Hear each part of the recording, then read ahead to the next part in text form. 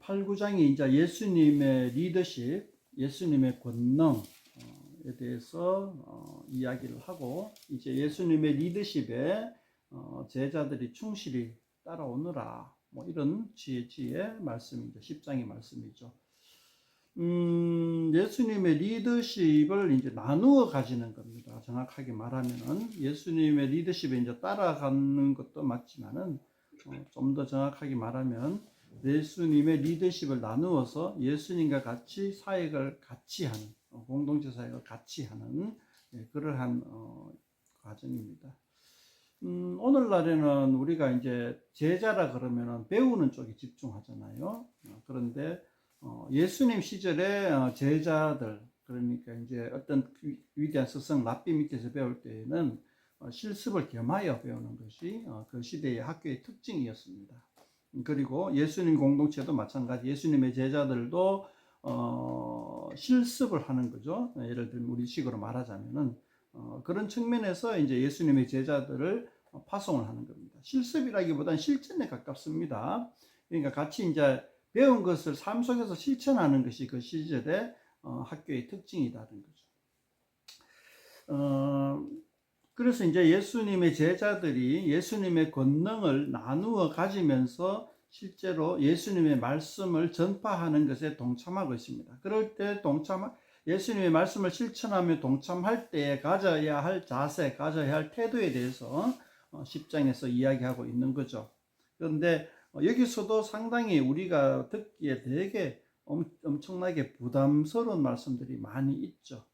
그런 말씀들에 대해서 우리가 어떻게 받아야 할 것인지 거기에 대해서 많이 이제 고민을 하면은 그런 시간들이 되면 좋겠습니다. 먼저 이제 1절에 보면은 예수께서 그의 12 제자를 부르사 더러운 귀신을 쫓아내며 모든 병과 모든 약한 것을 고치는 권능을 주십니다. 그러니까 제자들에게도 예수님의 권능을 주신다. 이 권능은 바로 그 사인이라는 거죠. 대체적으로 어떤 이런 귀신 쫓아내고 병 고치고 약한 걸 고치는 거는 그 자체로 자비, 긍휼의 의미도 있지만은 시혜의 의미도 있지만은 보다 본질적인 것은 이거는 사인이라는 거죠. 그러니까 예수님의 제자들도 나는 예수님의 제자이다 하는, 하나님 보내신 하나님의 아들 메시아의 제자이다 하는 사인인 거죠. 그 사인을 가지고 제자들이 나아가서 예수님의 말씀을 전파하는 겁니다. 그런 사인, 그런 미라클, 그런 그 시혜도 예수님의 말씀을 전하기 위한 하나의 도구로서 작동한다는 것을 알면 좋겠습니다. 2, 3절에 보면 이제 12 제자의 명단이 명확하게 나오죠. 명확하게 나오는데 그 이전에 이미 뭐 이제 베드로, 안드레, 또 이렇게 또 야고보, 요한 이런 사람들은 그 이전에도 이미 소개를 했습니다. 소개를 했는데 이제 다시 한 번 더 소개하면서 확장되고 더 명확해지고 그렇죠. 그 중에 이제 세리 마태도 들어가 있고요. 가나나인 시몬 하는데 가나나인은 뜻은 저 밑에 보면 알겠지만은 열심당원이라 하는 뜻이죠. 그러니까 이 12사람의 면면을 살펴보면은 대부분 많은 사람이 어부고, 저 앞에서 봤다시피 어부라는 직업을 가지고 있고, 성향은 뭐냐 하면은 주로 열심당원과 거기에 어느 정도 발을 담그고 있냐 차이지 비슷하게 그렇게 다 담그고 있다고 보면 되겠습니다. 그 중에는 물론 뭐 이제 마태 같이 사회적으로 종교적으로 소외되어 있던 그런 사람들도 포함이 되어 있고요.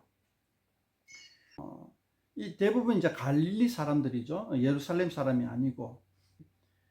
그런 차원에서 이제 우리는 예수 공동체가 어떠한 성격을 가졌다 하는 것을 살짝 엿볼 수가 있어요.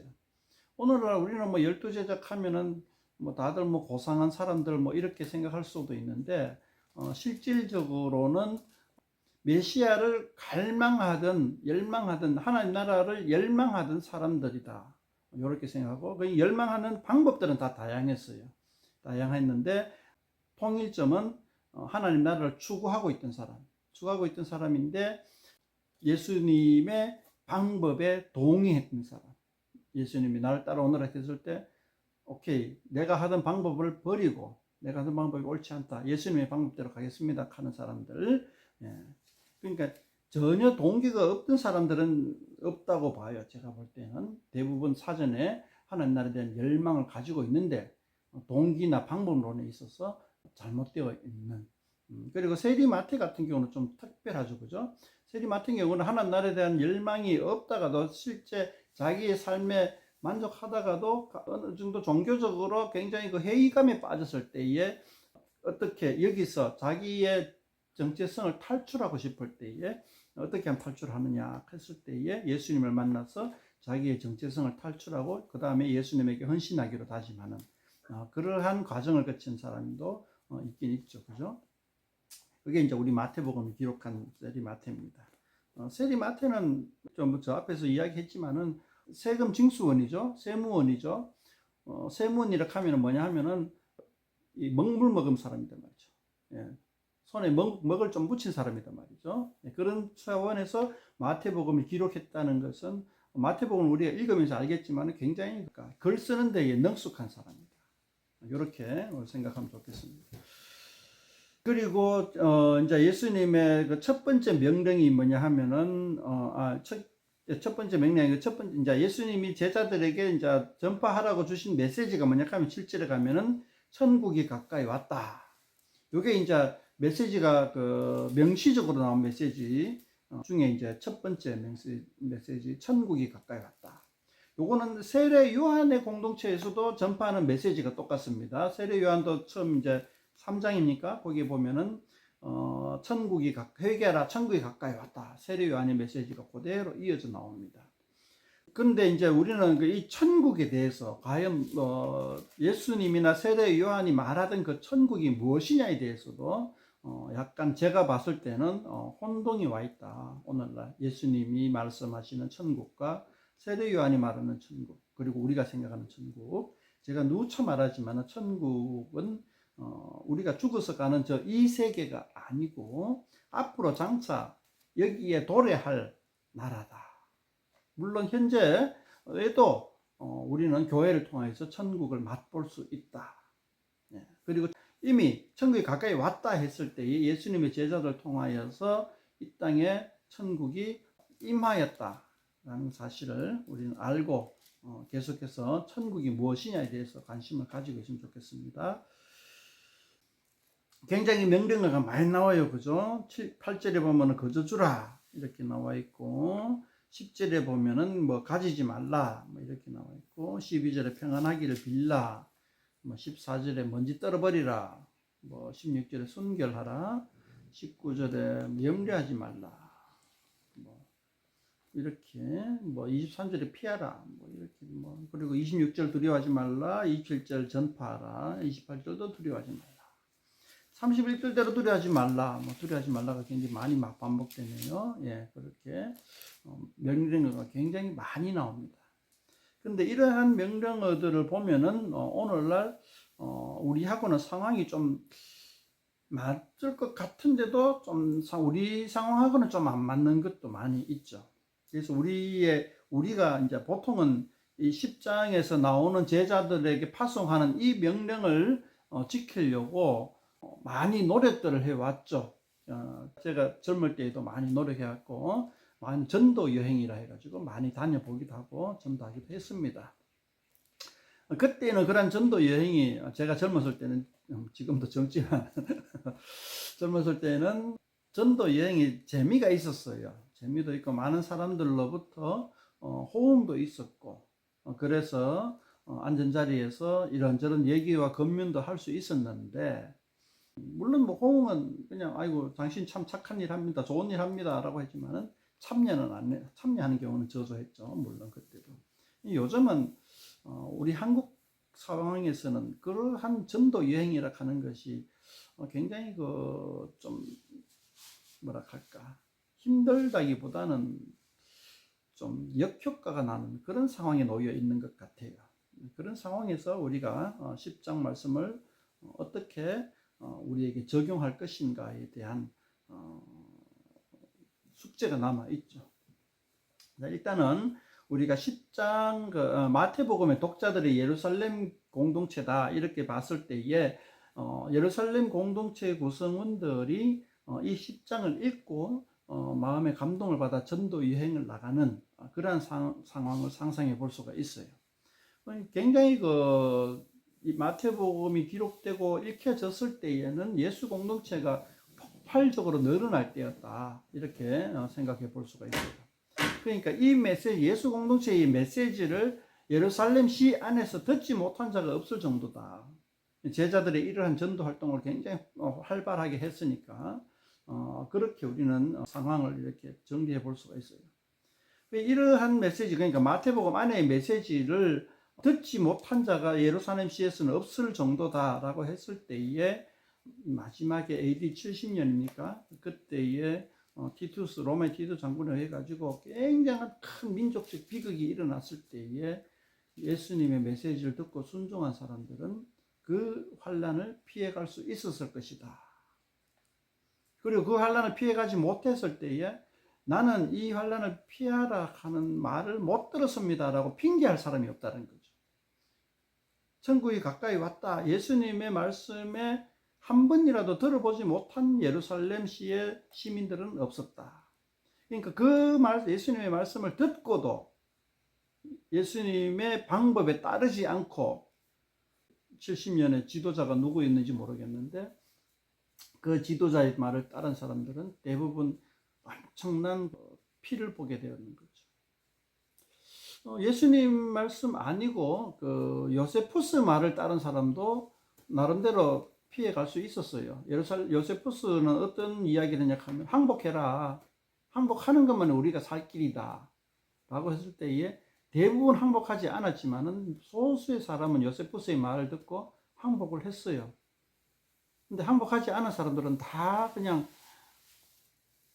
거의죠. 거의 저항하던 사람들은 거의 죽음을 면치 못했고, 그리고 무력적으로 저항하지 않았는 노약자들이나 여성이나 하는 사람들은 다 노예로 잡혀가 버렸어요. 그래서 예루살렘시가 공동화가 되어버렸죠. 그런데 이제 그 순간에 피할 수 있었던 사람은 SNF나 예수 공동체 사람들 정도, 그런 정도인데, 그걸 참고를 해서, 그런 역사적 배경들을 참고를 해서 우리가 10장을 읽으면서 예수님의 제자들이 한 AD 한 50년대 정도에서 활동을 하게끔 하는 계기가 되는 메시지다라고 생각하면서 읽고, 그리고 이 메시지를 우리가 받아들였을 때에 어떻게 우리는 움직이게 될 건가를 한번 생각해 보면 좋겠습니다. 우리 좀 특징적인 게 있죠. 뭐냐 하면은 이 5절입니다. 이방인의 길로도 가지 말고 사마리아인의 고을로도 들어가지 말고 오히려 이스라엘 집의 잃어버린 양에게로 가라. 이걸 예수님은, 예수 공동체는 이제 이방 선교보다는 유대인 선교를 갖다가 먼저 집중적으로 하라, 이렇게 이야기를 했죠. 이렇게 하고 이제 사도 바울을 통해서 이방인 선교를 가게 되었고, 이 말씀이 오늘날 우리가 볼 때에는 좀 폐쇄적인 것 같고 좀 편협적인 것 같고 편애를 하는 것 같은 메시지로 들린단 말이죠. 그리고 이것이 그러니까 마태가 기록했을 때 이 말씀이 후대를 염두에 두고 한 기록이 아니다, 당대에만 효과가 있다, 이런 식으로 느껴지기도 하고, 그래서 이제 우리가 이 5, 6절 말씀에 대해서 조금 퀘스천 마크를 달 수밖에 없는 상황인데요.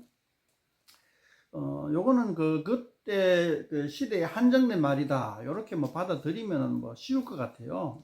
그렇게 받아들이는 게 조금 흡족하지는 못하지만은, 그렇다고 해서 그렇게 받아들였을 때에 이상한 건 없는 것 같아요. 그러니까 그 시대에 한정해서 시대적으로 한정한 명령이다, 이렇게 받아들이면 대충 앞뒤로 맞기는 맞을 것 같아요. 근데 우리 이방인 측에 우리는 좀 썩 마음에 들지는 않죠, 그죠? 네.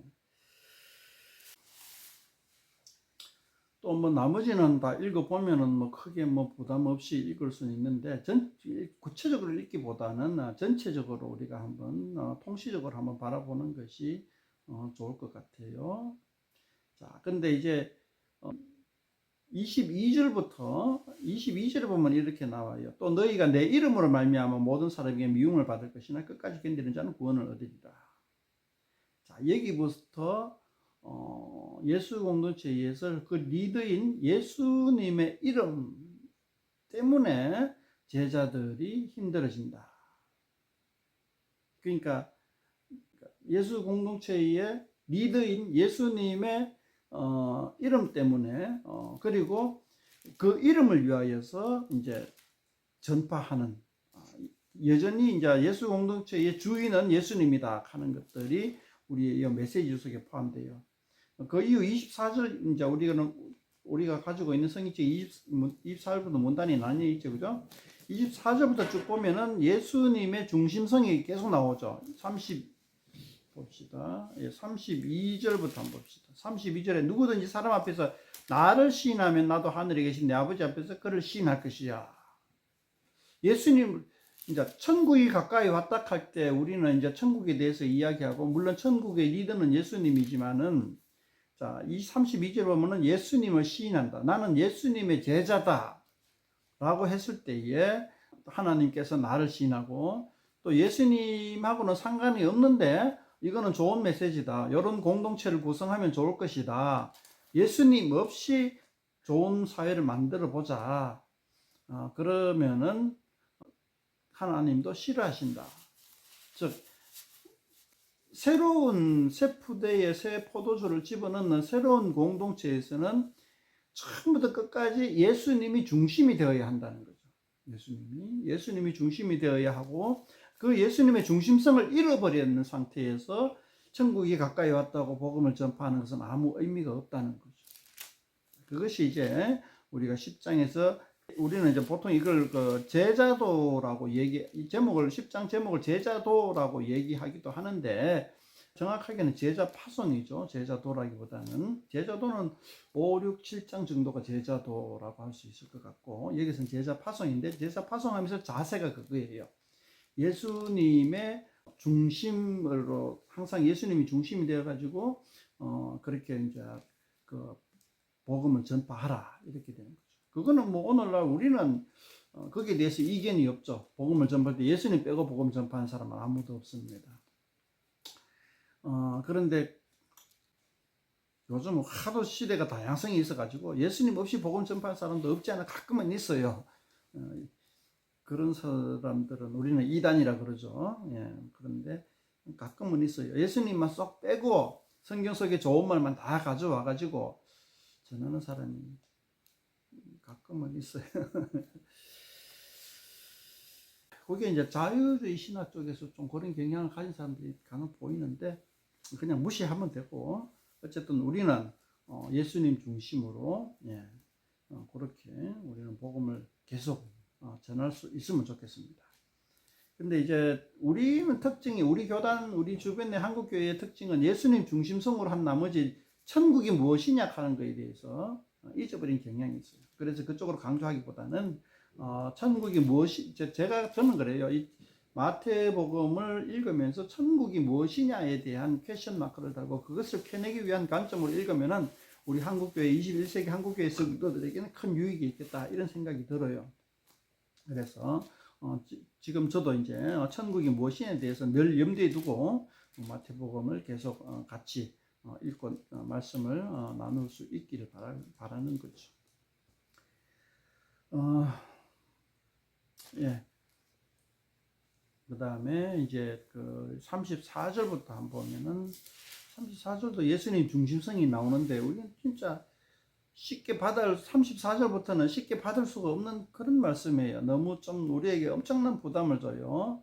34절에 화평을 주러 오지 아니라 검을 주러 왔다. 35절에는 가족이 불화하게 한다. 36절에는 사람이 없어서 자기 집안 식구다. 37절에는 엄마 아빠를 나보다 더 사랑하는 사람은 합당하지 않다. 굉장히 뭐랄까 조금 우리한테 상당히 충격적이고도 받아들이기 힘든 그런 말씀이죠. 그런데 이거를 잘 정리를 했으면 좋겠어요. 우리나라는 지금 현재 우리들은 그렇죠. 이제 결혼한 부부 같으면은 너가 엄마 아빠가 나야 하고 둘 중에 하나를 선택해 하고 막 그런 식으로 하는 드라마에서 나오는 대사들이 많잖아요. 네. 그런 대사들이 떠오르는 거예요. 이 말씀을 봤을 때. 근데 그런 관점은 아닌 거 알잖아요. 그죠? 우리는. 예. 가족도 사랑하고 예수님도 사랑하고. 예. 그런데 가족을 먼저 사랑한다는 뜻이 뭐죠? 예수님의 말씀 밖에서 가족들을 사랑한다는 거죠. 그건 뭐 그냥 제가 이야기하지 않아도 다 아는데 이 34절에서 37절까지입니까? 거기에 말씀에 대해서 조금 약간의 그 오해나 그런 것들을 풀기 위해서 제가 굳이 안에 대한 설명을 지금 하고 있는 거예요. 그러니까 말씀 안에서 우리가 가족들을 사랑하자. 말씀 밖에서 가족들을 사랑하는 것을 지양하자. 이런 말씀인 거로 받아들이면 되고 38절부터도 좀 많이 부담되는 거죠. 자기 십자가를 지고 나를 따르지 않는 자도 합당하지 않고 자기 위하여 목숨을 잃는 자는 어디리라. 39절은 이순신도 이야기했죠. 예. 죽고자 하면 살고 살고자 하면 죽는다. 예수님, 이순신 장군도 이 마태복음 한번 읽었었나 모르겠네, 그죠? 네, 똑같은 말이죠, 똑같은 말, 똑같은 말 하는데, 근데 이순신이 한 말하고 우리하고는 완전 180도 다르죠. 예. 그냥 죽고자 하는 거는 칼덕을 그냥 적진 속에 뛰어드는 이야기하는 것이고, 여기서 예수님이 말씀하는 것은 순교의 정신이죠. 순교의 정신. 예. 그러니까 이순신의 부하들은 자기 살려고 칼 들고 남을 죽자고 베야 되는 거, 베야 돼. 남을 죽자고 베야 사는 것이고, 예수님의 제자들은 그냥 무방비 상태로 그냥 내버려 두는 거죠, 그죠? 네. 전혀 자세가 180도 달라요. 교훈은 말은 똑같은데. 네. 그런데 이 38절, 39절의 말씀이 사실 우리에게는 보통 사람들은 받기 힘든 엄청나게 어려운 말씀이에요. 엄청나게 어려운 말씀. 말이 그냥 38절, 39절 담백하게 있고 그냥 이 말이 워낙에 흔한 게 우리 귀에 들려오니까 우리가 그냥 식상하게 받아들일지 모르지만 이 말을 심각하게 생각하면은 이것만큼 힘든 말씀도 없죠. 자기 십자가를 지고 나를 따르라 하는 거는 십자가는 뭐죠? 사형틀이죠. 사형틀을 목에 메고 정에 짊어지고 다니라 하는 거는 북한군이 남한의 간첩으로 넘어올 때에 뭐 영화를 보니까 그렇더라고요. 어금니에다가 황산가리를 딱 넣어놓고 다니더라고요. 네, 영화 보니까. 네, 그 뭐죠? 네, 여차하면 그냥 죽겠다. 자, 근데 그 어금니에 황산가리를 넣고 다니는 사람의 자세. 네, 독하죠. 근데 예수님은 우리에게 그걸 요구하고 있다는 거죠. 십자가를 지고 따라가라 하는 거. 언제든지 십자가에 매달릴 것을 생각하고 다니라는 거죠. 그 당시에 십자가는 수치였어요. 네, 굉장히 수치스러운 어떤 그 형틀이었어요.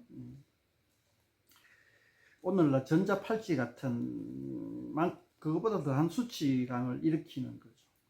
그러한 십자가 사형틀을 짊어지고 따르라. 39절은 같은 말씀의 반복이죠. 예.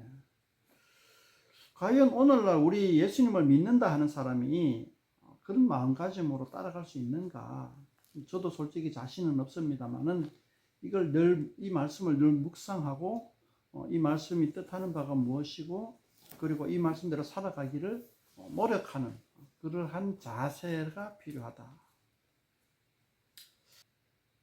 세상의 리더십과 예수님의 리더십이 180도 다른 거죠. 그러니까 세상은 리더십을 가지기 위해서 조금 더 적나라하게 말하면 리더십을 쟁취하기 위해서 어떻게 해요? 다른 사람들을 짓밟고 올라가는 거예요. 다른 사람들보다 이기는 거예요. 그게 무력적이든 정치적이든 아니면은 이 꼼수를 쓰든 무슨 수를 쓰든 간에 수능을 1등급 받아야 되고 좋은 대학교 들어가야 되고 좋은 데 취직해야 되고 돈 많이 벌어야 되고 정치적으로 표를 많이 얻어야 되고 상대방을 무슨 수를 쓰든 간에 넘어뜨려야 되고 회사 내에서 진급하기 위해서 어떤 수를 쓰든 간에 줄을 잘 잡든지 다른 사람에게 약간 그 사특한 기술을 쓰든지 간에 자기가 먼저 진급해야 되고, 그게 이제 세상 사람들의 삶이 거고 세상의 리더십인 거죠. 그런데 예수님은 어때요? 베풀고 양보하고 심지어는 순교를 해버려요. 예수님의 리더십은 내주는 거예요. 세상의 리더십은 챙기는 거고. 그 예수님의 리더십에 동참하는 거라고, 동참을 하라고 요구를 하는 거예요. 내주고 양보하고 희생하고 손해보고. 그렇게 하고 난 다음에 우리는 그러면 뭘 걱정하죠? 양보하고 내놓고 뭐 희생하고 헌신하고 하면은 난 굶어 죽으란 소리요. 그렇게 질문하잖아요. 그럴 때 예수님이 하신 말씀이 염려하지 마라. 들의 꽃도 다 입히고 하늘의 새도 다 먹이시는 하나님이다. 머리털까지 세신 하나님이다. 너희는 무엇을 입을까 무엇을 먹을까 걱정하지 말고 하나님의 나라와 의를 먼저 구하라. 잘 살고 있는 사람한테 그렇게 얘기하는 거고, 하나님 앞에 희생하고 헌신하고 손해하고 양보하고 순교의 자리까지 나아가는 사람에게 그렇게 얘기하는 거예요.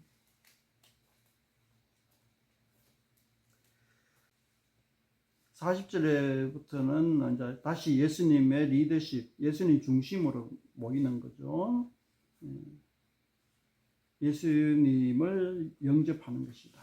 우리를 영접하는 자는 42절에 제자의 이름으로 이 작은 자 중에 맹상을 준 자다. 냉수 한 그릇을 주는 어떤 우리의 작은 행위, 말씀 안에서의 행위죠. 우리의 작은 말씀 안에서의 행위도 이 행위가 바로 예수 공동체에서 가르치는 행위입니다. 예수님의 가르침입니다. 자기 개인의 어떤 그 인격에 의해서 자기 개인의 나는 참 잘난 놈이요 하고 주는 것이 아니라 이것이 바로 내가 속한 공동체에서 가르치는 행위입니다 라고 하면서 선한 행위를 하란 말이죠. 제가 언제 한번 여기 이웃들하고 이야기를 하다가 그분은 이제 교회 다니다가 이제 신앙을 잃어버린 분인데 한참 저하고 이제 예수님의 실존에 대해서 이제 이야기를 감론을박을 하다가 그분이 이렇게 얘기하더라고. 나는 예수님 하나님을 믿지 않지만은 오 목사는 착한 줄 알겠다. 이 세상에 대부분의 목사들은 그러니까 교회 다녀가지고 목사들한테 학을 띄고 교회를 안 다니는 거죠. 대부분의 목사들은 내가 겪어본 목사들은 다 사기꾼이다. 그런데 오 목사는 보이 사기꾼 아니고 참 착한 사람인 것 같다. 그렇게 얘기했어요. 나도 똑같은 사기꾼이었습니다. 사기꾼입니다. 나라고 별 수 있는 다른 인간이 아니고 나도 똑같은 인간입니다. 그런데 나는 말씀 때문에 내가 원래 인간이 착한 놈이라가 아니고 말씀 때문에 내가 이렇게 착한 것처럼 보일 겁니다. 그래 얘기했어요. 그러니까 뭐냐면은 우리 참된 그리스도인들은 세상 사람들이 볼 때 저놈은 착한 놈이다 이렇게 보이면 안 되고 저놈은 참 교회 다녀가지고 참 인격이 수양이 된 사람이다. 교회에서 인격이 바뀐 사람이다. 이런 이미지를 받아야 된다는 거죠. 교회 때문에 저놈은 교회가 아니면 저놈은 망나니로 됐을 건데 교회 다니기 때문에 저놈이 착한 놈이 됐다. 이런 이미지를 풍게 된단 말이죠. 이게 예수님의 제자단 말이죠. 근데 이제 세상 사람들이 좀 보고 저놈은 천성이 원래 착한 놈이야. 왜 착하니까 교회 다녔지. 이런 이미지보다는 아까 이야기한 이미지가 풍길 수 있도록 하는 게 이제 42절의 말씀입니다. 이것이 이제 우리가 이제 제자가 예수님의 제자들이 세상 사람들에게 복음을 전할 때의 자세, 태도 이렇게 한번 이야기를 해봤습니다.